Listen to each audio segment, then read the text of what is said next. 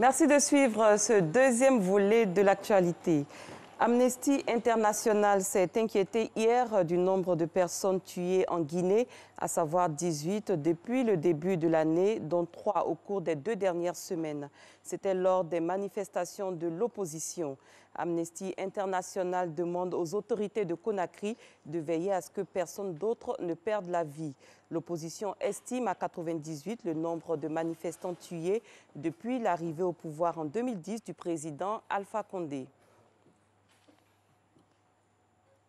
Une trentaine d'organisations de la société civile ont dénoncé hier à Ouagadougou la criminalisation de l'insurrection populaire.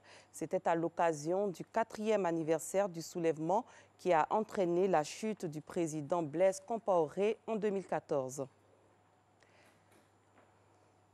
Le chef rebelle sud-soudanais Riek Machar, de retour à Juba pour une journée après plus de 2 ans d'absence, et le président Salva Kiir ont ensemble promis hier d'œuvrer à la paix, mais bien des obstacles restent à surmonter sur le chemin de la réconciliation.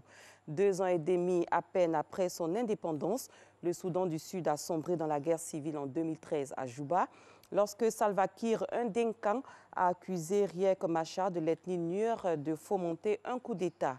Le conflit marqué par des atrocités à caractère ethnique a fait plus de 380 000 morts et poussé plus de 4 millions de Sud-Soudanais, près d'un tiers de la population donc, à s'enfuir. Des humanitaires se sont alarmés hier au sujet de la situation des Congolais expulsés d'Angola en octobre, estimant que ces personnes installées dans une région du centre de la République démocratique du Congo avaient besoin d'aide.